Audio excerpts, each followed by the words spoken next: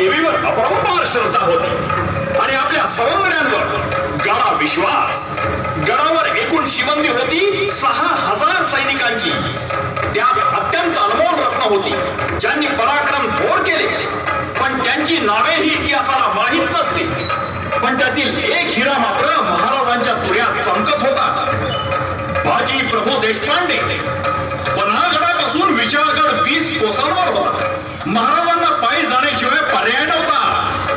पण बाजींनी महाराजांना पालखीतून न्यायचं ठरवलं आणि 12 जुलै 1660 आषाढ वद्य प्रतिपदेच्या रात्री महाराज निघाले. सर्वजण गडाबाहेर पडले. दरवाजा बंद झाला. गुडबंधार, निसक्ती वाट आणि मनात काळजी काळजी आणि फक्त काळजी. गडाचा निम्मा डोंगर संपला होता, पण बाजींनी महाराजांसाठी पालखीची तयारी करून ठेवली होती. पालखी पावता पावताच नव्या दमाच्या मावळ्यांच्या खांद्यावर पालखीचा दांडा येत होता. आता अंतर खूपच तुटलं आणि इतक्या विजेच्या प्रकाशात काहीतरी चमकलं. आरोळी उठली. ठेरो ठेरो. बाजीच्या काळजाचे पाणी पाणी झाले. चला चला, पळवा लवकर, पळवा.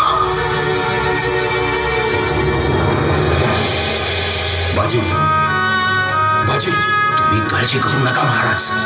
वाट आमच्या पायाखालची आहे. आपण अजिबात उतरू नका महाराज.